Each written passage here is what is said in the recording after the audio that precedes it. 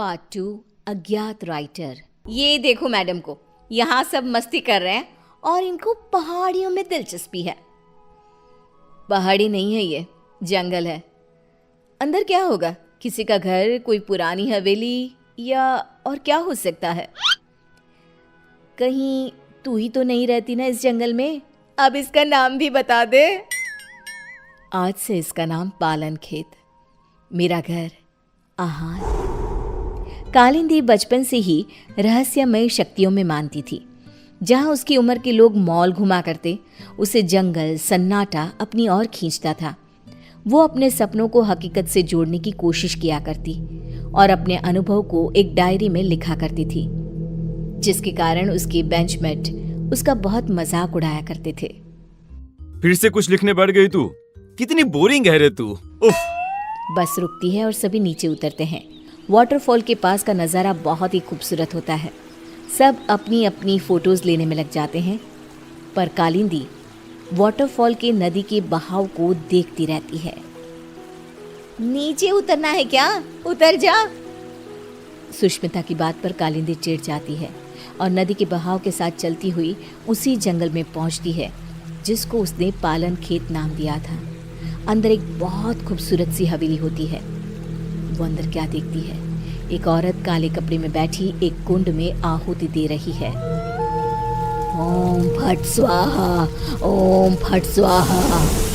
वो औरत हवा में हाथ घुमाती है और उसके हाथ में अपने आप कुंड में डालने की आहुति आ जाती है। कालिंदी इसके पहले कि कुछ सोच पाती उसका फोन बज जाता है।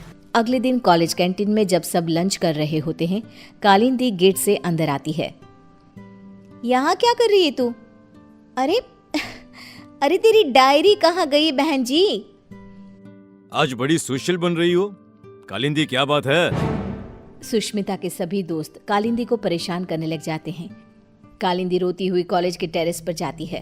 अब बहुत हुआ, इन लोगों की हेकड़ी ना उतारी मैंने तो मेरा नाम कालिंदी नहीं। कालिंदी बस पकड़कर पालन खेत निकल जाती है और उसी औरत के पास जाकर कहती है, मुझे मदद चाहिए आपकी। ये सब मुझे बहुत नीचा दिखाते हैं। अब तो यहाँ से या मैं मरकर जाऊंगी या बदला लेकर। वो जो कहते हैं उन्हें कहने दो। सामने देखो तुम्हारी डायरी और पेन। कल तुम इन्हें यहीं भूल गई थी ना? जाओ खोलो उसे। कालिंदी डायरी खोलती है। इसमें तो कुछ भी नहीं है, खाली है ये। पेन को उठाओ और कुछ लिखो। तुम जो चाहोगी वो मिल जाएगा तुम्हें। अब तो खुश हो ना तुम? कालिंदी पेन उठाकर किताब में लिखने लगती है। वहाँ बहुत सारी किताबें आ जाती हैं। ये तो सच में जादू हो गया। तुम्हारा मन बहुत अच्छा है बेटी, जाओ अब खुश रहो। कालिंदी वापस कॉलेज जाती है और अपनी ही धुन में मगन हो जाती है। उसकी खुशी बाकी लोगों से बर्दाश्त नहीं होती और उसके पीजी के कमरे के बाहर सभी ताका झाके करने लग जाते हैं। अब क्या मांगू? चांद, छोटा सा चांद हाथ में कैसा लगता होगा ना? ये क्या बकवास कर रही है? सही में तेरा ऊपर का माला खाली है। तुझे ही देखना था ना इसकी खुशी का राज। चलो। दोनों आगे बढ़ ही रहे होते हैं कि खिड़की से एक रोशनी आती है। दोनों देखते हैं कि कालिंदी के हाथ में सच में चांद है। ये मेरी आंखों का धोखा है। धोखा है, ऐसा कैसे हो सकता है? नहीं। ये भ्रम नहीं है, ये सच्चाई है। पर इसे ये कहां से मिला? सोच, अगर हम इसे चुरा ले तो? और रोहन उस पेन को चुराने में जुट जाता है। वो सोचता है कि रात को कालिंदी के कमरे के बाहर आग लगा देगा ताकि वो भागेगी और रोहन पेन चुरा लेगा।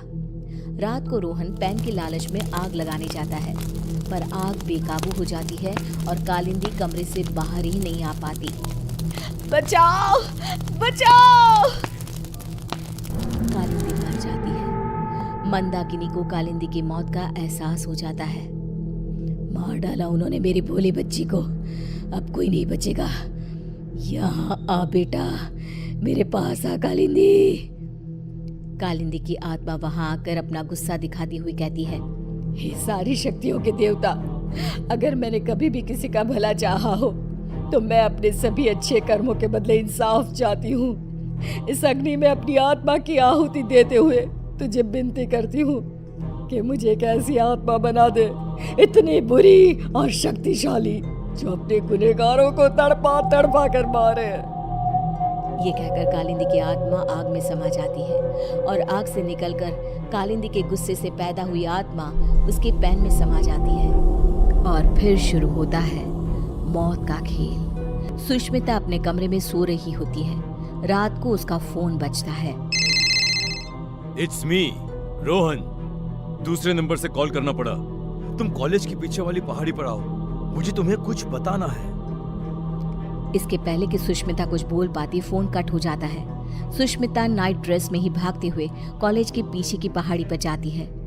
जंगल की धूत अंधेरे में दिखता है वो चमकता हुआ पेन। मान गए रोहन, तुम्हें आखिरकार पेन मिल ही गया।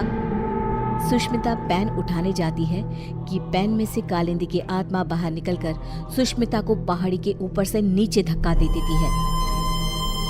ये तो बस शुरुआत थी, सब मरोगे। और वही होता है, जिसने भी कालिंदी को दुख दिया था सब मर जाते हैं। पर आत्मा अब इतनी क्रूर हो चुकी थी कि वो रुकती ही नहीं। अब पेन और ज्यादा खून की प्यासी हो गई थी। एक दिन 16 साल का एक लड़का करण नदी के किनारे बैठा हुआ होता है। एक चमकती हुई पेन उसका ध्यान अपनी ओर खींचती है।